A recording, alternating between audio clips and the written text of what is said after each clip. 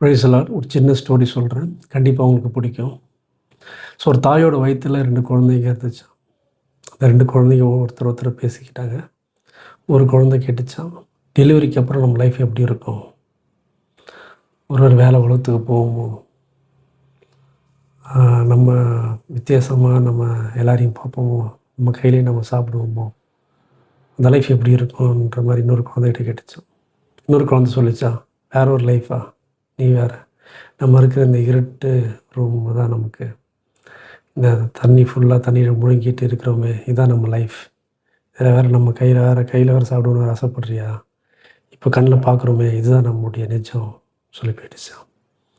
அப்புறம் இன்னொரு குழந்தை சொல்லிச்சான், இல்லை, நமக்கு இன்னொரு லைஃப் இருக்குது, நம்மளுடைய உருவாக்குன அம்மாவை நம்ம கண்டிப்பாக ஒரு நாள் பார்ப்போம்னு சொல்லிச்சான்.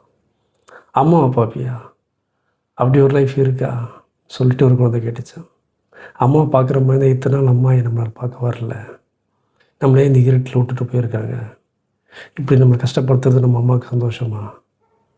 நான் கேட்டுட்டு இருந்துச்சான்.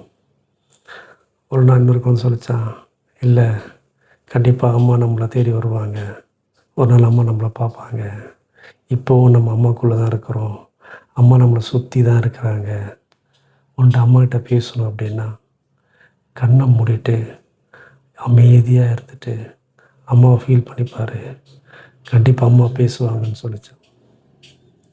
நான் சொன்ன ஸ்டோரி எத்தனை பேருக்கு புரிஞ்சிச்சின்னு தெரியல, ஆனால் ஒரு சில பேருக்கு கண்டிப்பாக புரிஞ்சிருக்கும்.